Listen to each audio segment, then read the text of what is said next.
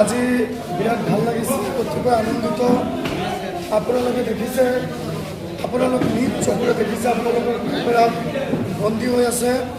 আজি AI union দলৰ মনোনীত প্ৰাৰ্থী যুৱ নেতা ইমদাদ হুছেইন ডাঙৰীয়াৰ যি নিৰ্বাচনী প্ৰচাৰ সভা কুন্দুলিত অনুষ্ঠিত হ'ল, হাজাৰ হাজাৰ জনতা স্বতঃস্ফূৰ্তভাৱে ওলাই আহিছে।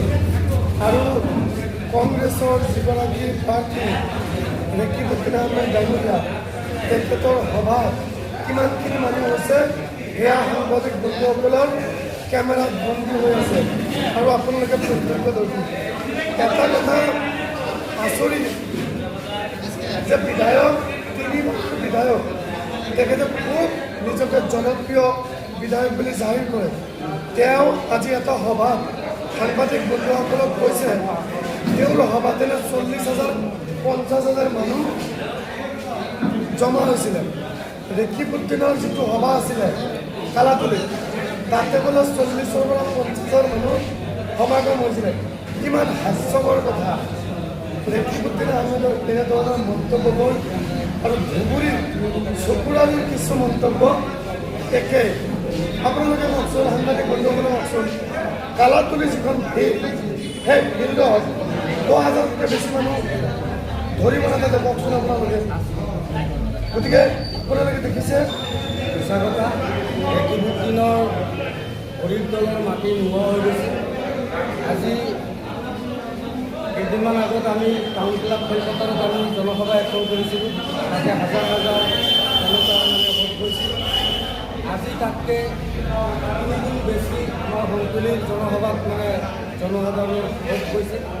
আজি ৰেকিবুদ্দিন আহমেদে টাউন ক্লাব খেলপথাৰত যিটো তেওঁ জনসভা কৰিলে, তাতে কিন্তু অসমৰ এজনো মানুহ নাই বা আমাৰ স্থানীয় এজনো মানুহ নাই। তেওঁৰ দুগৰাকীকে ব্লক প্ৰেচিডেণ্ট দুইফালে বহাই থৈছে, এটা শব্দও তেওঁলোকে ক'ব দিয়া নাই। তেওঁ সম্পূৰ্ণ বিহাৰৰ ষ্টাইল, বিহাৰৰ কায়দাৰে তেওঁৰ যিটো নিৰ্বাচনী প্ৰচাৰ, সেইটো সিদিনাখন তেওঁ চলালে। আৰু 3বাৰৰ বিধায়ক এজনে তেওঁ নিজে ষ্টাৰ কেম্পেইনাৰ হৈ বেলেগ এটা সমষ্টিত যাই প্ৰচাৰ কৰিব লাগে না নাই কয়। কিন্তু তেওঁ নিজে পৰাজয়ৰ শংকাত যে পৰিছে, সেইটো তেওঁ উমান পাইছে। উমান পাই তেওঁ ৰাজস্থানৰ শচীন পাইলট, দিল্লীৰ অলকা লাম্বা, উত্তৰ প্ৰদেশৰ ইমৰান প্ৰতাপগিৰিক লৈ তেওঁ নিৰ্বাচনী প্ৰচাৰ চলাবলগীয়া হৈছে। ষ্টাৰ কেম্পেইনাৰ আনি তেওঁ নিৰ্বাচনী প্ৰচাৰ চলাবলগীয়া হৈছে। আমাৰ কোনো ষ্টাৰ কেম্পেইনাৰ নাই।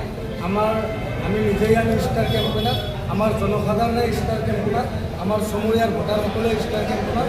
গতিকে আমি এই নিৰ্বাচনত 100% আমি ৰাইজে আমাক ভোট প্ৰদান কৰি আমাক জয়ী কৰাব আৰু আমি জয়ী হ'ম। তো এতিয়া মই আপোনালোকক এটা কথা আমি জনাব বিচাৰিছোঁ যে আমাৰ অহা 7 তাৰিখত আমাৰ নিৰ্বাচনৰ অন্তিম দিন। 7 তাৰিখত আমি এটা বাইক ৰেলী আমি কৰিম বুলি ভাবিছোঁ। গতিকে আমাৰ চমৰীয়া সমষ্টিত